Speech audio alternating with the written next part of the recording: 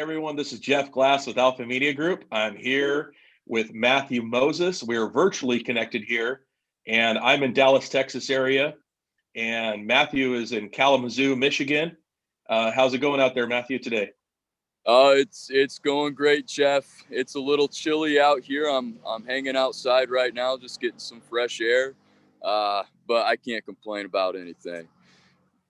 Awesome. So, Matthew, you and I have worked together for a while and gotten to know each other. I'd like if you could just give us a little bit of background of how Fast Act Junk Removal came to be. Give us a little bit of history. So, history about my business is I'm actually in a partnership. My partner is my father-in-law, believe it or not. So we are family owned and operated, and it's a beautiful thing. We didn't know where it was going to go. We were about a few years back when we started, but me and Doug, we were sitting around a campfire, and we had sit around many campfires and just talked about life and stuff, and eventually moved into the conversation of business and how nice it would be to not work for the man anymore and to kind of go out there and see what we could make for ourselves with our hard work and our intellect. And we came together, put our heads together, put our physical capabilities together, and we went and got a truck. We got a dump trailer, got everything fresh out the gates, and we've been going ever since. It's been a continuous learning process. There's a lot that goes into business. It's not just junk removal. It's not just showing up to somebody's house and throwing junk in a trailer or in a dumpster. It's much more. It's people skills. It is it's a lot of it's marketing, and that's where folks like Jeff Glass and Alpha Media Group come in to help guys like us. And working with Jeff, it's been great. It's been a learning experience. He gives more than he takes, and it's helped my business greatly. And I'd say junk removal, it's 80% of this is marketing. So Awesome. Yeah. Awesome. Now, do you have a background in entrepreneurship? Did you just kind of leap into this? Did you go to school to learn business? How did you learn? I talk to you a lot, and I point to you often because you've done really well. And I'll tell people, I'm like, hey, give Matthew Moses a call. You're very relatable to somebody who's just starting out. You don't hold back anything. You let people know how to come up in this business. But tell me how you came to really understand entrepreneurship and understand business in this field. So when I came into junk removal with Doug has owned my father-in-law and business partner. Doug is he's a man that's owned a couple businesses in his life, and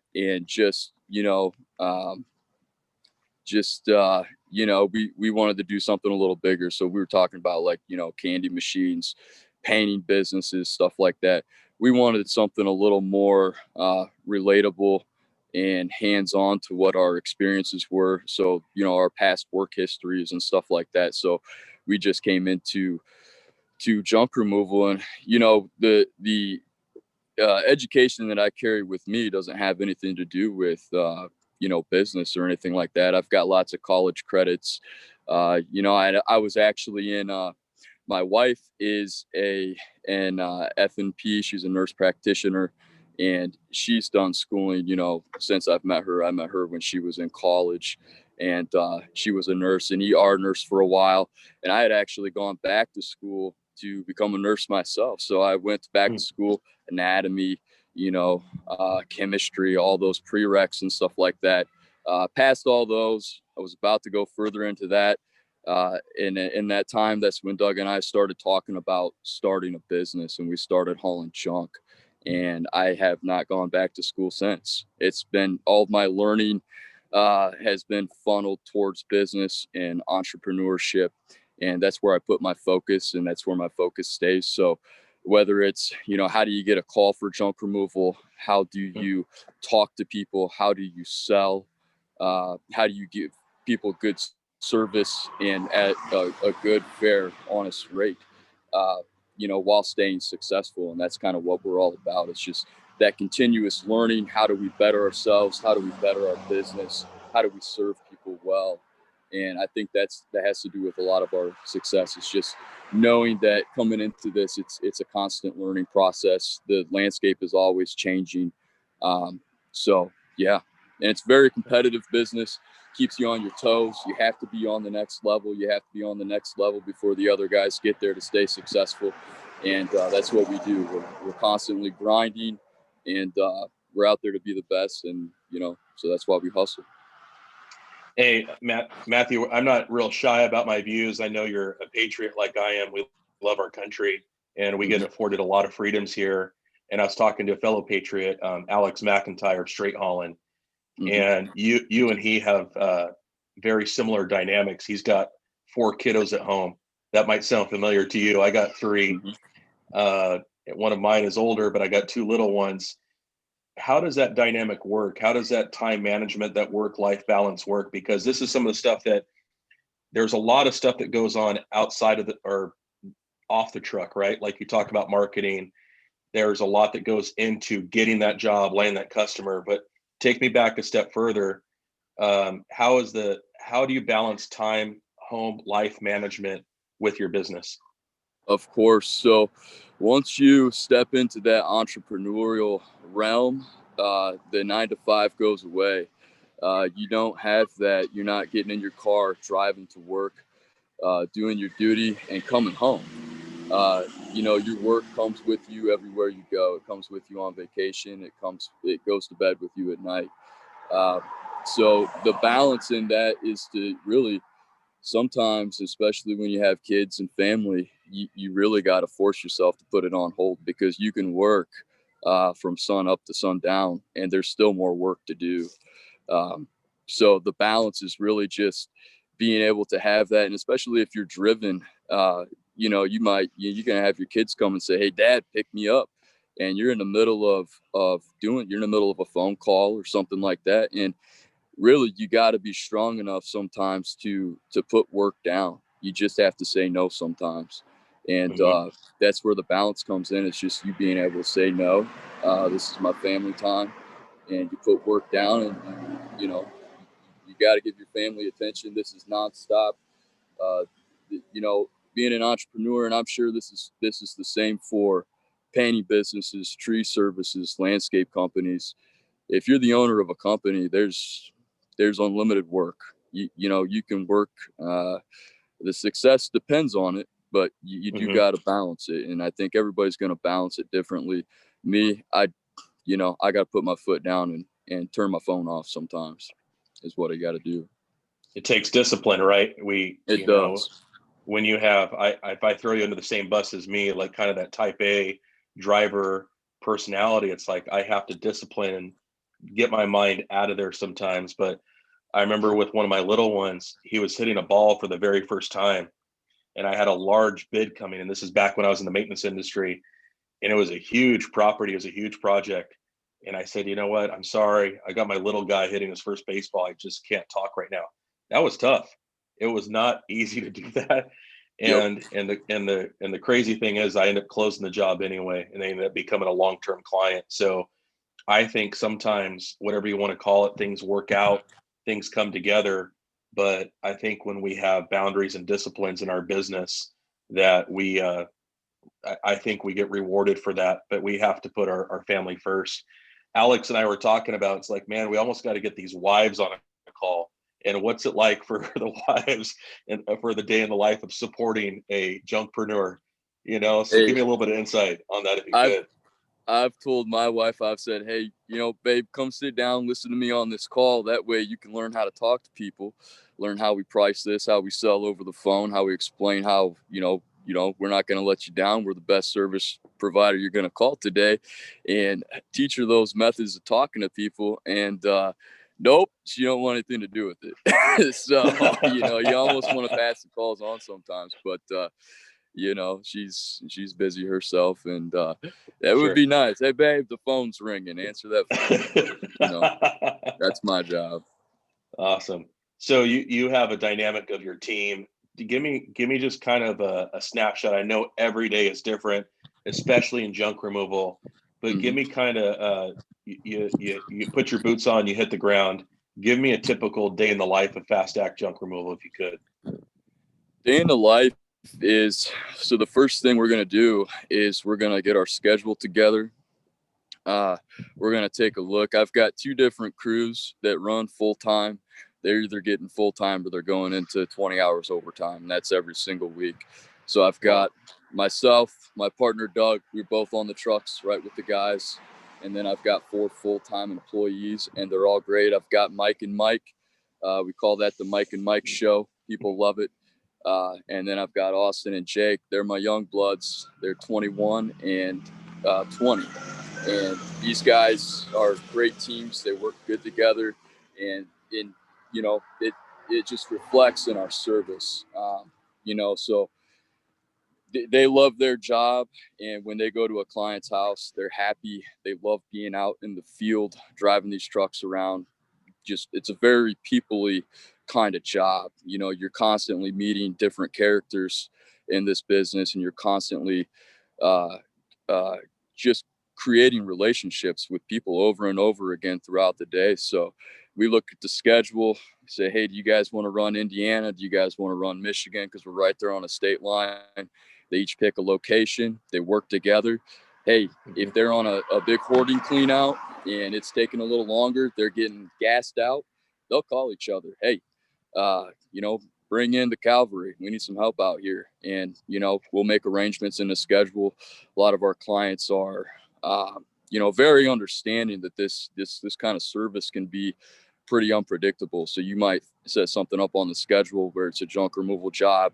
You think you can get in and out, and then it turns into, hey, you guys are great. Can you take this stuff in the basement too? And then before you know it, you're taking doors off the hinges, rails off the stairwell, and you're getting the job done. You're keeping another client satisfied. And when that happens, sometimes you'll have to call the next client. Hey, do you mind if we come up, maybe an hour later or so? And 99% of the time, people are very understanding. You've got landfill lines, you've got flat tires, you've got, guys get sick and call in sometimes. So there's a lot that goes into it, but day to day, it's very smooth. We operate very smoothly. We're on time. I'd like to say 90% of the time, if not more, right on the dot. We usually schedule in 2-hour windows, but we tell people we try to hit that first, part of the clock there. So between an 8 to 10, we're trying to make it there at 8, but we always call with an ETA when en route. We let people know about our times. It's very important to keep our clients informed. We don't want anybody looking out their window for 2 hours waiting for us to show up. They've taken time out of their schedule to hire us and to try out our service. So we try to be right on time and make it as smooth and as stress-free as possible. Make it easy. We try to make junk removal fun and easy. Very good. So did junk removal exceed your expectations as far as the type of income that you can make being in this type of business? We meet people that work in white collar and blue collar. And I think when we're taught in school, Matthew, is that in white collar, that's how you're going to make a lot of money. That's what I was taught in school. I went to school because everybody else did. I didn't go to school because I was thinking for myself. It sounds like when your wife went to college, it's much more purposeful. And I think college is for somebody, and I don't think it's for everybody. So, but I have a lot of, I see a lot of great ambition in the blue collar. And I think people don't really know that you can make a really good living. We don't need to get into exact numbers, but can you paint more of like an abstract picture of what kind of living someone can make in the junk removal industry? Yeah, you can. If you're driven and you're a learner and you're a person that can relate to people and you're honest and you've got integrity, you can try to run this business all day long without integrity, and you're not going to go anywhere. A lot of this is, you talk about a client, you got to get that first call, but that client, if you serve them well, and you do things right, that client can be a lifelong client. So, each client that you get, it's not the first job that you make money off of. It's a continuous relationship with that client. So we treat every client like it's the backbone of our business to serve them well.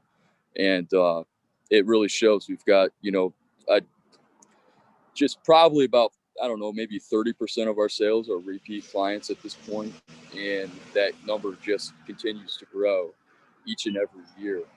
And as far as my expectations with junk removal, I had no idea, that I could even. It took Doug had a full-time job, and he had that job for the first 3.5 years in business as we built Fast Act. He couldn't leave his 9 to 5. So it takes working around that 9 to 5 and on the weekends to kind of build some kind of momentum. But once and then it was hard for him to quit even when we knew that he could. Uh, you know, uh, you just kind of have to jump in with both feet when it feels right. And when that happens, that's when you really see where your business can take you. When you can give it your full, utmost attention and time, that's when you're gonna really hit the ground running. And sometimes you're scared. You don't have your guaranteed paycheck. You don't go to work and then come home and know you're going to get a paycheck. You're taking constant risk. You can break down. You've got insurance to deal with. You've got uh, it's unpredictable. You've got things like the coronavirus, and Doug had quit his job, and then we're hit the ground running. We're doing real good, and then all of a sudden the coronavirus comes up, right? It's just about adaptation. And so anybody can start their business and say, hey, I'm going to jump in both feet, and then something can happen. It's a risk either way. And a lot of things that, and basically the only thing you can do to mitigate that risk is to just know in your heart and in your mind that whatever happens, you're going to keep going. You're not going to roll over, and you adapt as best as you can. And so that's what, just with the coronavirus, COVID-19 developed, just like many other junk removal companies, just a contactless pickup. Put your stuff on the curb, we'll swing through, load it up, haul it away, send you an invoice. You don't even got to look at us. And just about adaptation. And I don't know where I'm going with that, but just keep rolling. No, it's great. And I always enjoy talking with you, Matthew. And one thing that really stands out, we've known each other for about a year, roughly. Mm-hmm. I'd say about a year we've been connected as a client relationship and getting to know you as a friend. I really feel that you're a leader within our group too. So getting to know and see that different side of you. But there's different aspects of people that really I see contribute to their brand. We talk a lot about branding, but branding's not just your logo. Love your logo, love the website, you put a lot of thought into it. It was a co-op thing. It wasn't just us doing it. It was us learning how to translate a lot of your vision. But we can get on that another time. But what I wanted to bring up was whenever I talk to you, you never have a negative attitude and you never sound fearful. I mean, not once. And we've known each other for a year, but man, we've talked 100 times at least. And I've never seen those things. I've never seen a decline in attitude. I've never seen you really projecting fear. Is that something you've had to work at? Do you walk through those things? Because I talk with people that are going through fear and they have a negative attitude sometimes. So what is it that you do to keep that on top, to stay out in front of that? Well, fear for me, in business or anything, fear. I'm an existentialist type thinking person. So in my college years, I used to get into Friedrich Nietzsche, some other philosophers, some existential philosophers, and I've always been about existence. What is existence? And it's life and then it's death, and what happens in between is going to happen. So fear with me, and it's not that I'm not fearful. It's just that sometimes you kind of gotta you gotta look into the abyss and just know that you might not have tomorrow, so don't worry so much. If anything bad happens, you're either gonna roll over and die, or you're gonna keep moving. And we're human beings. We're built to keep moving. So that's where I'm at with that, with the fear thing. Okay, and not to go too much into politics, but just really about our country. How Mm-hmm. important is the future of the country to you, and as it contributes to our business? You know me, I'm not fearful to talk about my views and my beliefs. Um, Mm-hmm. if anything, my following has increased, and not that that was the goal, but we're taught, oh, you can't talk about what you believe in. If people don't like me for me, I'd rather everybody know up front, and I'd rather we just get Mm-hmm. that out of the way. But at the same time, on the same coin, I like people to know me for who I am with my kids, and who I am with my clients. I hope that's always projected as the same person. But you and I talk about our country, man. What is important to you right now as far as our country and as it relates to entrepreneurship?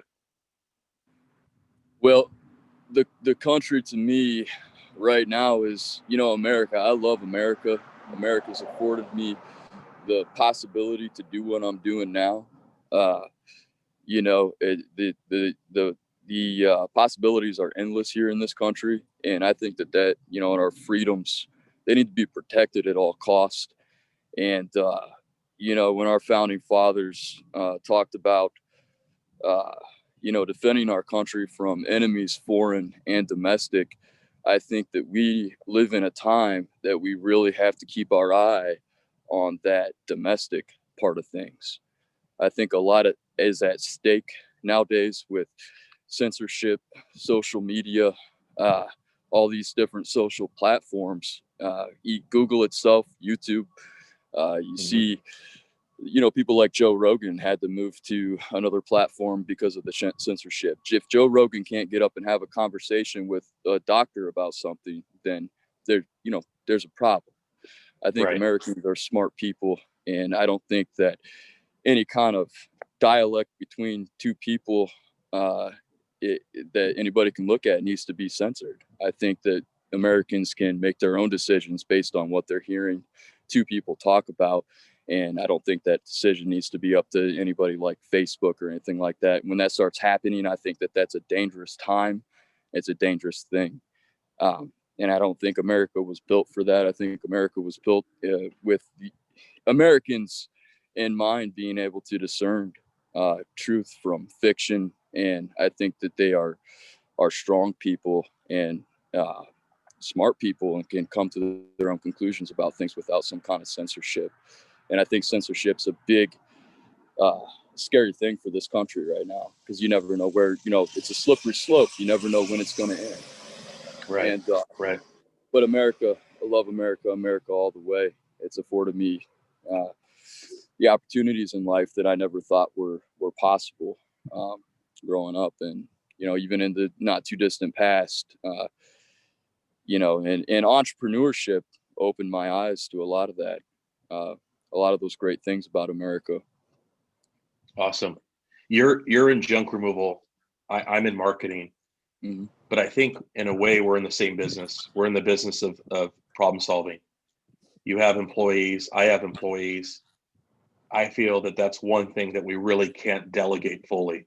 I think that there's one thing, regardless if you're in school or not, just as more of like a parallel, that we can't afford to be at the undergraduate level when it comes to problem solving. We got to go on the masters. We got to go on the PhD level.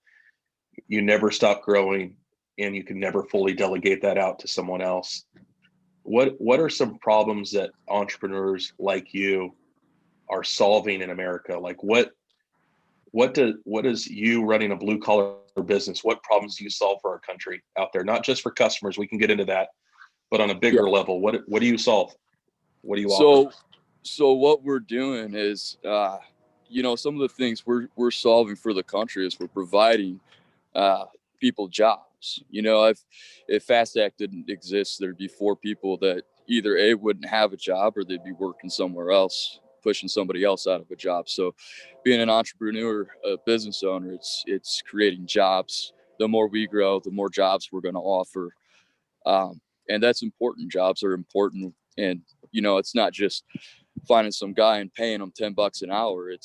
We try to give to our employees what we're capable of giving to them. And I think that has a lot to do with the kind of service that people experience when we show up on site and I'm not on the truck. Doug's not on the truck. they get the same experience as if an owner was on the truck, because we try to share in those, those profit margins and give what we can. And I think that, Very good. just that as far as jobs go, and it's America affords you the opportunity as a business owner to be able to give to people like that, whether it's through, I know you do a lot of charity work and donating and stuff like that. I've seen you help guys in the group in that way, and just being a business owner, and if you're successful, you want to pass that on inherently, and that's kind of my little 2 cents on that. Very good. Very good. Well, I know that you and I have to punch our clock into our next job, which is going in being dad and being husband to our wives. So Yep. To be continued. We need to have another conversation like this. I think we have a lot to unpack, especially as the next few months of our country unfold. But give us a way to get in touch with you. Where do we find you online? How do we get in touch with you? So your clients and future clients that are watching this, that are going to be blessed by you helping them out, help us get in touch with Fast Act. How can we do that? Yeah, so you can find me direct at our website, www.nilesjumpremoval.com. You can also do a quick Google search, Fast Act Junk Removal and Dumpster Service LLC. We'll come right up. You can there see close to 2,000 photos on our listing. I'm a Google guy. I give a lot of love to my listing. That's basically my resume. If you really want to find out who Fast Act is and what we're all about, check out our Google listing. Quick Google search will bring us right up. Lots of reviews on there, lots of photos of us on jobs and after jobs. We're a big family here at Fast Act. And then call me direct, give me a text message, 269-808-1170. Happy to talk to anybody anytime. So whether you're a junk removal business owner across America or you are a client needing services, give me a call. I'll talk to you. Awesome. Well, thank you, Matthew. It's always a blessing, brother. I appreciate you, man. So we'll talk real soon. All right. Hey, thanks a lot, Jeff. You have a good night, Take sir. care. Bye. You too. Bye.